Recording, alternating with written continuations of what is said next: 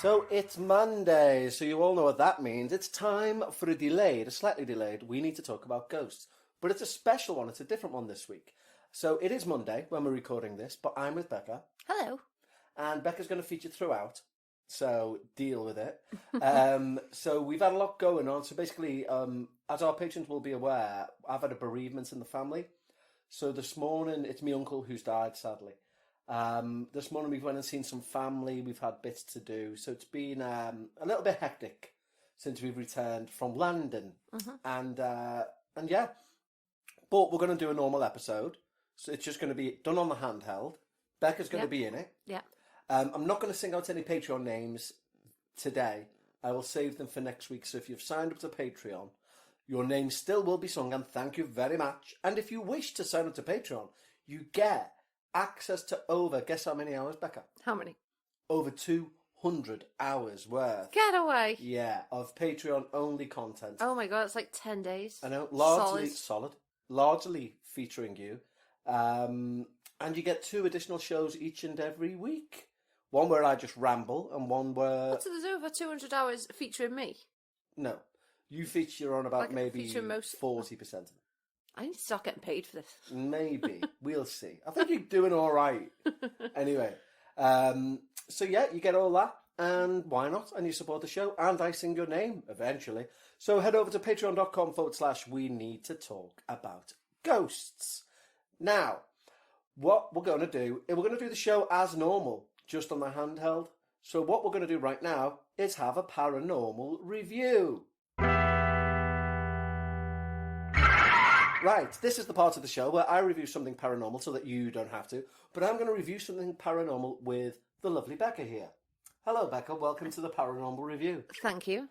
Now, this is quite an unusual one because I don't consume a lot of paranormal things. Don't? Obviously. Like films and that, they're often too scary for me. Exactly. I can handle a thriller, but I don't really like horrors. Exactly. But we both watched a film which is arguably, well, it's kind of paranormal.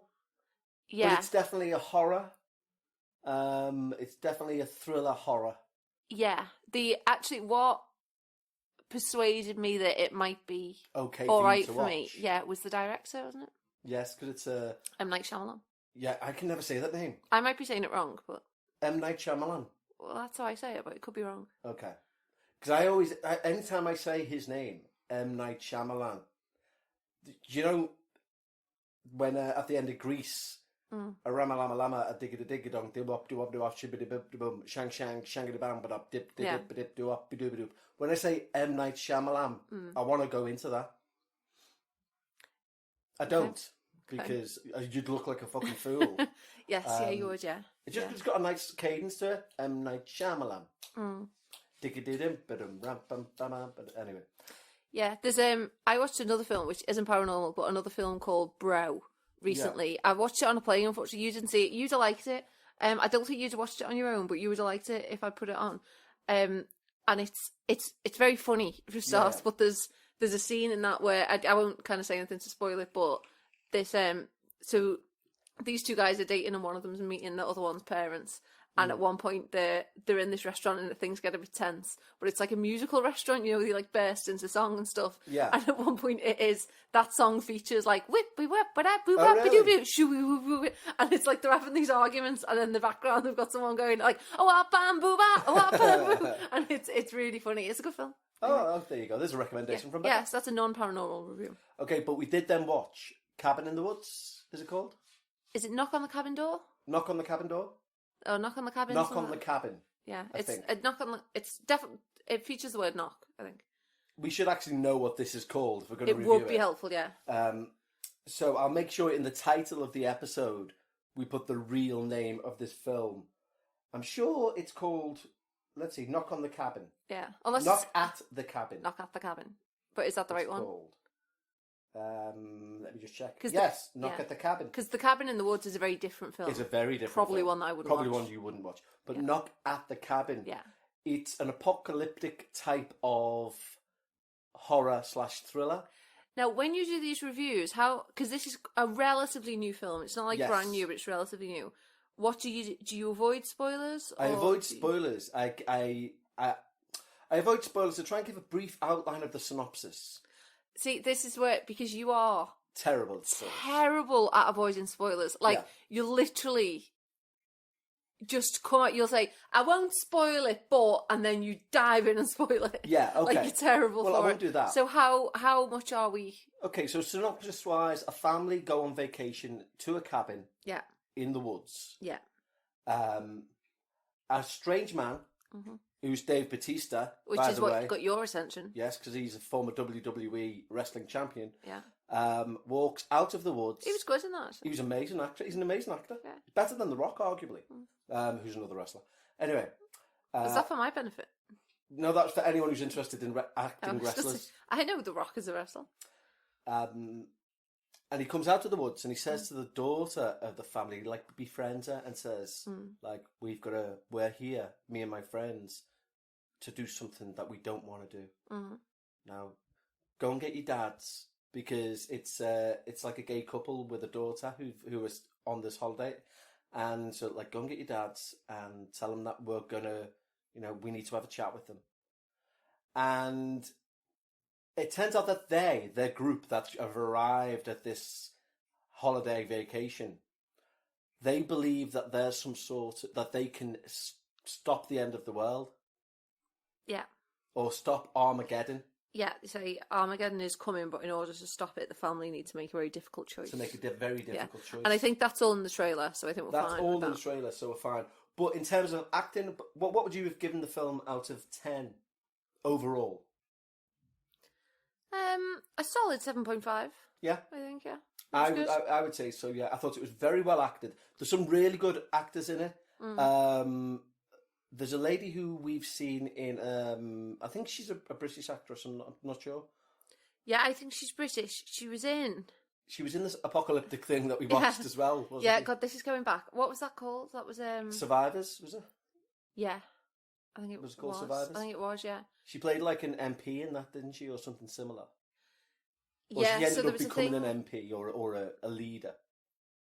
Yeah, so it was like a post-apocalyptic thing with it's set in the UK, unusually, with like really good. Yeah, it was very good with a virus that kind of raged, and she at one point had set up like a government, a proxy government. Well, no, not a proper government, because it was just a little proxy government. Yeah, but it wasn't a UK-wide government. It was just a little community. Yeah, so isn't that what proxy means? Like a makeshift government. But government suggests it was for the whole country. It wasn't. It was just for her little community. Okay, yeah. So she was a town leader. She was just a leader of a little community. Yeah. But anyway, she was very good in it, wasn't she? She like acted out of her skin. Yeah. She was amazing. Rupert Grint was in it. Rupert Grint was in it, and if you want to see Rupert Grint as in like Harry Potter's little sidekick in a nasty role. Like, it was surprising that he could play that character, but that was very well done. Yeah. But it's very good because what I found was good about the film is that you think when you hear this almost cult that's arrived, when you hear their proclamations of what's going to take place, you think, nah, no way. And then... I know you go into spoilers. No. And then, like, for example... I can see you there. No, hold on. I'm saying this and I'll say no more. The family fail one task. And something happens which the cult have said would happen if you fail the task. That's a spoiler. But it's not. That's a spoiler. That is the definition of a spoiler. Anyway, it makes... You think one thing's going to happen, and then what happens is actually this, and you've detailed what happens. That's a spoiler. This is why you're so bad at them. If anyone's watched if anyone's watched one of his films, they know there's going to be that sort of twist. But they don't know exactly one sort of twist, and they don't know that, and you have spoiled it. But that's very early on in the film, and I'm not going to say any more. but what I'm saying is that... See, guys, you see what I mean about him saying, I won't spoil it, but this is exactly what happens. But what I mean is that you go from thinking, to immediately, pretty early on, thinking, hold on. And then and you keep that throughout. I mean, I think the film's been out for over 20 years now, so I think the statute of limitations has passed on... Sixth Sense. On the Sixth Sense. But you are exactly the kind of who would say, like, you'd be like, I won't spoil it for you, but all I'm saying is, when you watch it, if you know that they're all dead. The kid sees dead people. It's amazing. Like, honestly, it was so good. It's like you can't help yourself from saying it. No, I think I've done pretty well there because I haven't spoiled. I think you haven't. I think because I have. you have spoiled the first thing. You have spoiled the first thing. That's the entire point. Anyway, I would strongly suggest if you're into that sort of, if what you've said makes you think, oh, I wasn't going to watch it, but I'll watch it. Do give it a watch. Yeah, I think it was worth it. I think it was a very good film because, and he does this. He does, like, we watched Old. That's one of his films, isn't it? Old was different, yeah. Old was very different. But again, I think didn't it? It got a bit of a slating. I think Old. I thought it was quite good. It, yeah. Yeah, although we do find, I think any films that get a slating, we tend to like. Yeah. I'm alright with it. Okay. Really mind. Well, anyway, there you go. For Knock at the Cabin, for me, it's 2 thumbs up to the sky. How many thumbs up would you give it, Bekah? And where would how many thumbs have you got? Oh, is that it? So your scale is 0 to 2. Yeah, but it's also where you place the thumbs. God, there's no room for nuance there, is there? It is because it's where you place the thumbs. It could be it's 2 thumbs, but they're pretty low down, or it's 1 thumb and it's halfway up. But this one, it's 2 thumbs to the sky. I'd suggest you go and watch it. How many thumbs and where would they be? 2 thumbs chest height. 2. There you go. So all in all, a pretty good review. So in total, it's 4 thumbs, 2 of which are up, 2 of which are chest height, for Knock at the Cabin. So complex. A ridiculous way of doing it. Okay, so that brings us to my favourite part of the week. I mean, apart from when we, of course, do your Reddit Corner short. What? You have another favourite part of the week? That isn't my Reddit Corner? They're all my favourite parts of the week. Oh, I've always been flattered every time you've said, and my favourite part of the week, Reddit Corner, and I thought it was true, but it turns out you say that to all the girls. Well, yeah, I do, yeah. All the girls I have on the show. Mm-hmm. That's why I only come down to... It's a good job you don't listen to the show. I know. You'd be mortified. So we do have a listener story that's been sent in, which I'm going to read out. And it's come in from Darren, and it's his second time that he's sent a story in. Okay. And he writes, "Hello, Kevin. Hello." He doesn't say hello to you or the neighbour's cat. Well, but we won't say hi then either, will we, neighbour's cat? But I'm sure he thought it. He says, "Long-time listener, second-time emailer. I have a few more spooky happenings from me, my girlfriend, my 4-year-old daughter, and her mum. Confused yet?" Yes, I am. Including everyone on your side then, are we, Darren? Yeah. So, this is the beginning of the stories. I'll start a good few years ago. My daughter's mum has an older child who used to frequently see a man at their front door. She drew him, and he looked to be in a suit with a top hat and a shaggy beard. She was terrified of him, and would often be too scared to go near the front door where he stood. There you go. So that's part 1. Mm-hmm. Fast forward several years later, and my daughter had woken through the night and wandered into the living room to get her mum. The house was empty other than the both of them. My daughter pointed to the corner of the room and asks who the man with the hat is, giggles, and is clearly made of stern stuff. Oh, so she was alright with him. So she was all right with him, yeah? I mean, but this is the thing. Would you say, like, if a child walked in here now, because we're both adults, and if they'd done the same, do you think they'd laugh because they know they're safe because we're here? Do you know what I mean? Like, oh, you must know Kevin and Bekah if you're stood in the corner wearing a hat. Do you think that's what the child would think? I don't know. You can still be scared of someone in the presence of people you trust, can't you? Yeah, but if they're like there's blood dripping from the mouth and they've got an axe or something. But if they're just wearing a hat, hello, little girl. That would be creepy. Well, that would be creepy, yeah. You've got this, speaking of which, you've got this, before I carry on with Darren's email, you've got this thing where you think I say daddy. Because you do say daddy. I you don't regularly say... No, it's been twice. It's been once? It's been twice. I once slipped up and called Father's Day Daddy's Day. And since then, she thinks I call me Daddy. Yeah, you said something and it was like, yeah, Sunday, because that's Daddy's Day, isn't it? And I was howling. Yeah, but since then you... I think it has been twice. I can't remember the second one, but I know it's been twice. And you also like always think I was about to slip up and say Daddy, and I go, I wasn't. You were about to say Daddy then. It's because the other day you didn't say me dad. You just said Dad something, and I thought, you were about to say Daddy then, because you don't say me Daddy, you say Daddy or me Dad, and Daddy. you would just said me Dad, and the fact that you didn't say me, it means that you were going to say Daddy. It was a slip up when I said Daddy's Day, obviously, because I'm not 5, I'm not a posh 30-year-old, so there's no way I said Daddy. Apart from that time you said Daddy. Apart from that time I said Daddy's Day. Yeah. Anyway, where are we? My most recent experiences have come in my flat. The first one came whilst in bed trying to get to sleep beside my girlfriend when we both heard various noises right beside us. Coughs and incoherent words spoken by a male voice. We both heard them as if they were right beside us. That's a bit weird. Coughs is interesting, because what have ghosts got to cough about? Well, it might not be like a sentient ghost. It might just be like, a replaying spirit. Like, I wonder if anyone's ever heard a ghost sneeze. I would assume they have. Well, why? Because you've got nothing to sneeze at. Sneezing's like a reflex, isn't it? But it might be a replay. Like a residual haunting, like a replaying of a sneeze sound. Like if you remember Rent a Ghost, like Mrs. Popoff used to sneeze and disappear. But anyway. I do not remember that. Oh, you're too young. You mean like stone tape? Stone tape theory? Yeah. Well done, you. Thanks. Fucking hell. Look at you pulling stone tape theory out your backside. Honest to God. Oh, don't phrase it like that. I'm just saying. Anyway, he continues. Last night, I was lying in bed and had a similar experience. I heard a child coughing right next to my bed. A breeze drifted over me and there was a knocking sound behind my headboard. I thought nothing of it and tried to get to sleep until I felt something dripping onto my forehead. I sat up and wiped my head, but there was nothing there. What do you make of that? That's a bit weird. You're acting like you've seen a ghost now. What's... Sorry, no, the neighbour's cat has seen another cat, and she's all alert. Oh, right, okay. So she's seen a ghost. Yeah, so we felt something dripping.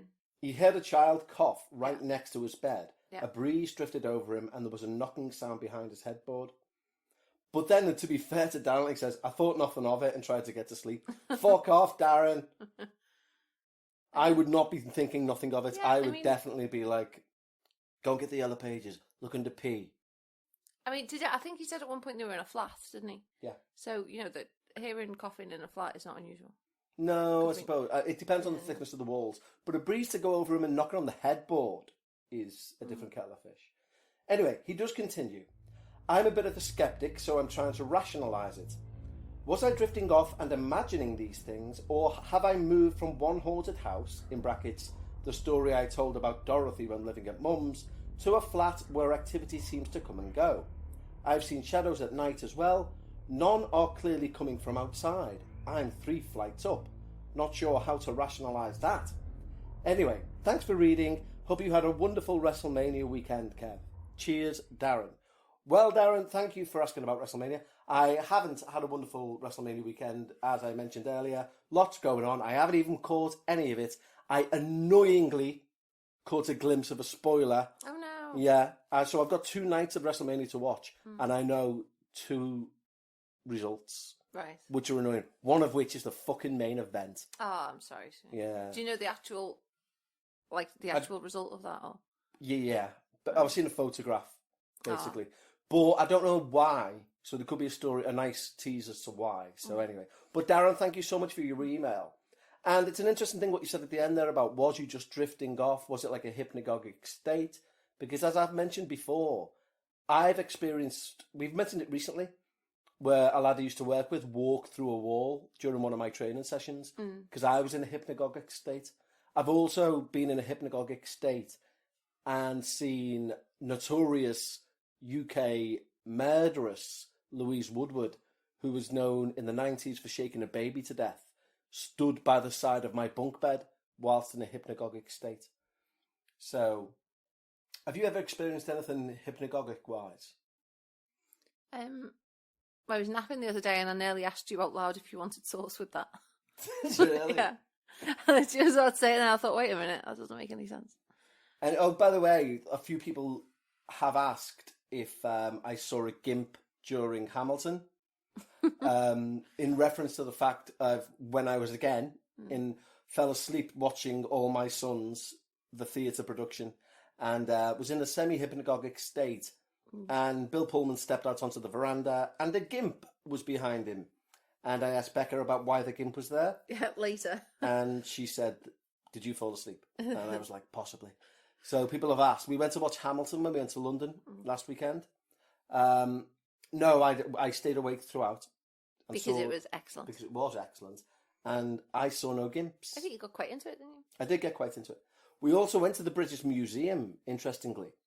And we found, our Patreons know this already, but we found a load of occult items. We went to Watkins as well, and to Treadwell's, two occult shops, occult bookshops. But in the British Museum, we found a display which contained the personal artefacts of one John Dee. Now, if you know your business, you know who John Dee is. John Dee, it was an astrologer to one of the royals back in the day. I think it was Elizabeth I. But so he was paid by the royal family to say, like, tell us when to go to war. You know, Elizabeth I was Henry VIII's daughter. Really? I did not know that. But and Anne Boleyn's daughter. And Anne Boleyn's daughter too, really? I did not know that. Anyway, but on the side, he used to do things like necromancy, like try and raise the dead. And he was a very, very big occultist, like into Enochian magic. Anyway, they had a scrying mirror, an obsidian scrying mirror, which belonged to him. They also had a wax seal with lots of like demonic carvings within it. It was a dead good exhibition. So I took some photographs and said to Bekah, "I hope I haven't just cursed myself." And then my foot seemed to be damaged. And my Your uncle foot passed was away. already twinging, and your uncle had nothing to do with the scrying mirror. Well, that's very true, but I'm just saying it was a bit of a coincidence. Yeah, it was. I mean, was it? Is it even barely a coincidence? Your foot was already twinging, so it can't possibly be that 'cause it started days before. Well, that's true. Superstitious little thing. I am a superstitious little thing. So anyway, it's about that time in proceedings where we once again take a trip to, well, I'm here now. I've been here all along. The whole podcast has emanated from that dark, dreary, lovely and bright and breezy Bekah's Reddit Corner. Ladies and gentlemen, now it is time for Paranormal Reddit Corner with Bekah. Hello, Bekah, and thank you for inviting us into your corner. You're very welcome. We didn't have to move very far, did we? No, we did not. How have you been? Yeah, I've been alright. What have you been doing the last 20 minutes? Just chilling, mainly. Really? Yeah, Hamilton was dead good, isn't it? Hamilton was dead good. It changed your perception. I don't think you were expecting it to be as good as it was. I didn't expect it to be as good as it was. It was excellent, actually, in all fairness. Yeah. And, and one of the good things is you managed to get box tickets, didn't you? Yeah, so we got a box. Because it was allegedly a restricted view. Yeah, because some of them, so, as you might expect, some of them are very expensive. But in fairness, the prices do vary wildly between very expensive and not that expensive. And about third or fourth price, I think, were the boxes, which I was surprised at. I thought they would have been the very top price.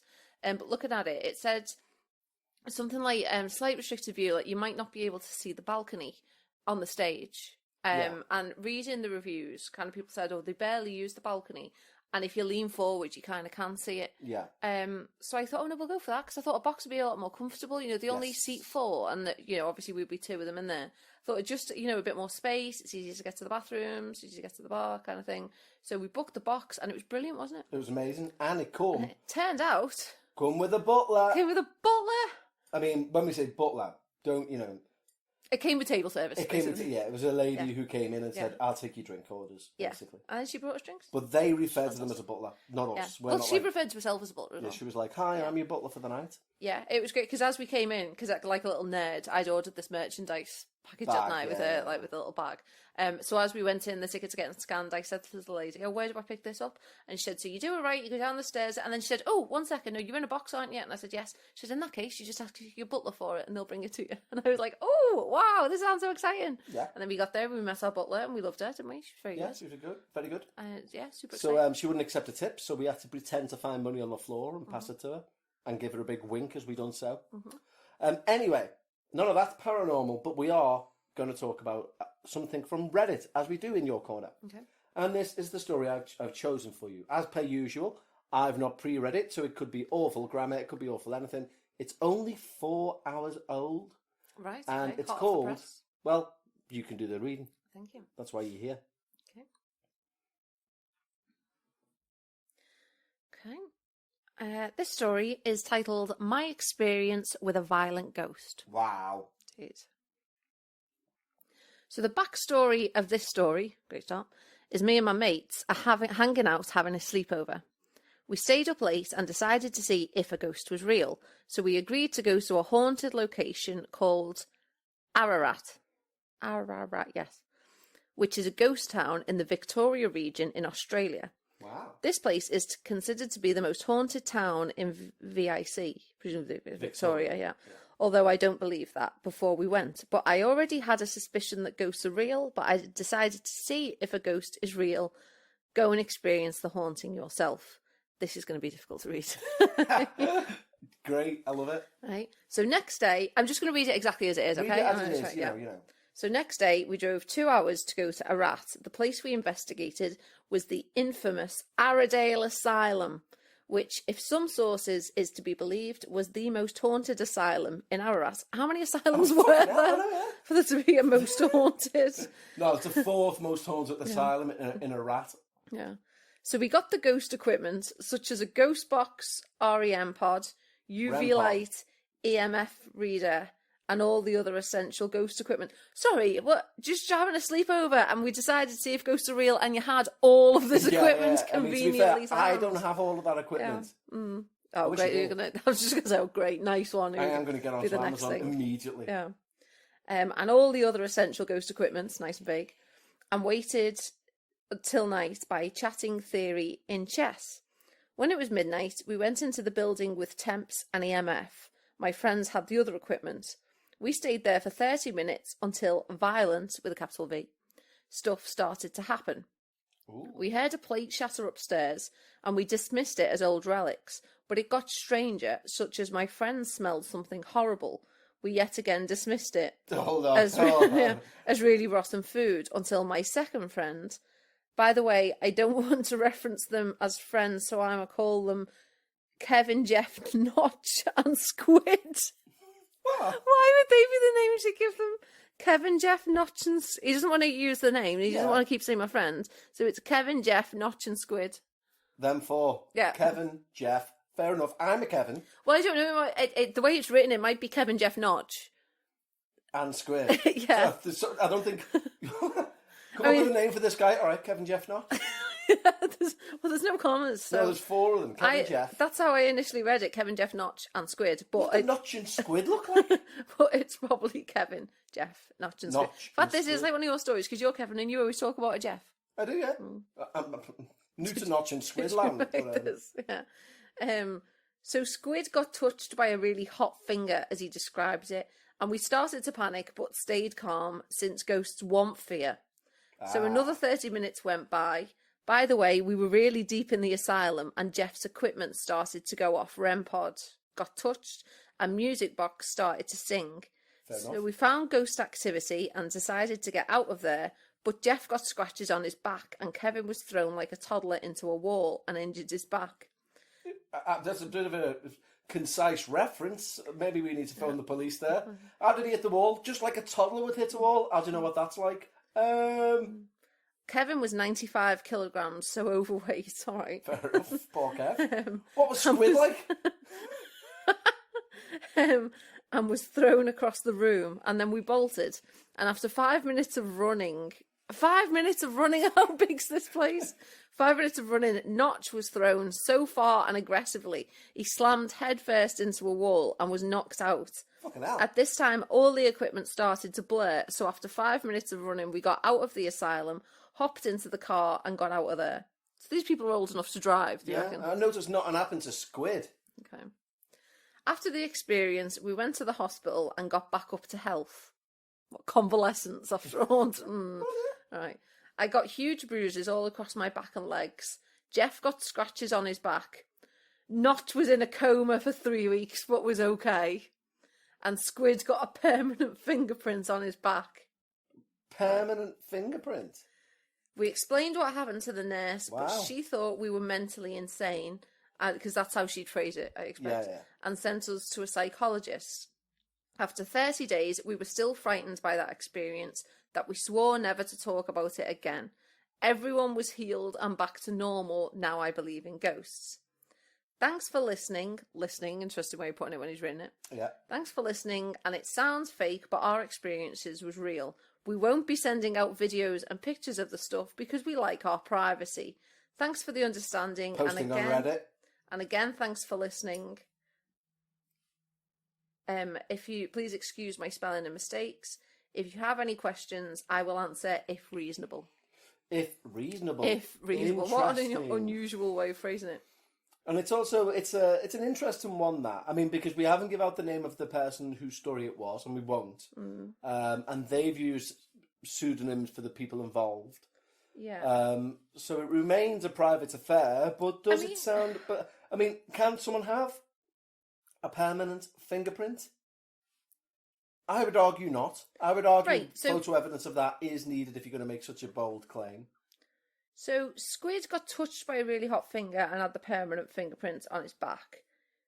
Fine. Kevin was thrown like a toddler into the wall and hurt his back. Notch was knocked out unconscious. Notch was thrown so far as stands head first into the wall. And I mean, someone being in a coma for 3 weeks is huge, Yeah, right? it is That's huge. like a massive life event. Yeah. That he's casually thrown in there. He's first of all said, I got bruises across my back and legs. Jeff got scratches on his back. What happened to Notch- Squid again? Squid got a permanent fingerprint on his back. Oh yeah. Squid ink that. Very nice, very nice. Yeah. Yeah. So, yeah. I mean, you know, I mean, we're being purposefully jovial about the event, but it's because of how it's described. It's because it's a work of fiction. Do you think? Do you honestly think it's a work of fiction? Fair enough. Do you honestly think that's real? I believe that they went there and they've experienced something. I mean, it could be real. It could be real. Somebody could. This was not written by someone who's old enough to drive. Would you say so? That's my opinion. It's a good opinion, yeah. As long as we're saying it's your personal opinion, you're entitled to that. Yeah, I have no facts around that, but that's my opinion. Yeah. I mean, also, just, they lost me a few times. They very much lost me at, we were just hanging out having a sleepover and decided to see if a ghost was real. And then took out all of this multiple ghost hunting apparatus. Yeah, I get that. That is a bit. Ghost box, REM pod, UV light, EMF reader, and then vaguely, and all the other essential ghost equipment. What does that mean? Like, you know, your average person, Yeah. and as you know, my knowledge of the paranormal has come on leaps and bounds. But what else does that mean? I don't know exactly what all the other essential ghost equipment. What are you talking about? Like, that's, I mean, I would only imagine a digital recorder and a camera, but. like, if you say to someone, or we took like the essential camping equipment, people roughly know you're going to need a tent, that kind of thing.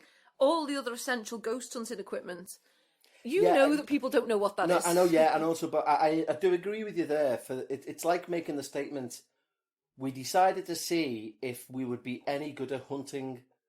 So I pulled out my rifle scope, my camouflage gear, and my hunting net.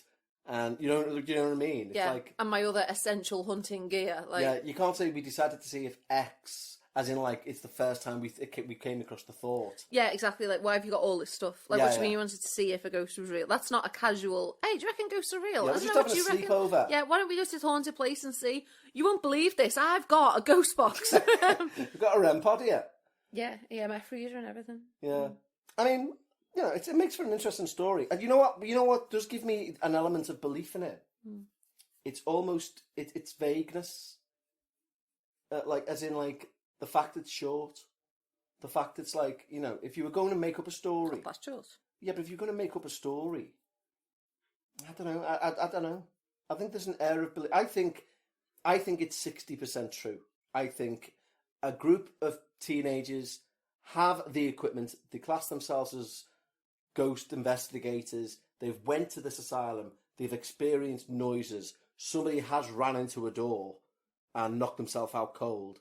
They have maybe had to go to hospital or take that guy to hospital, and the rest has been a bit elaborated, I think. That's my opinion.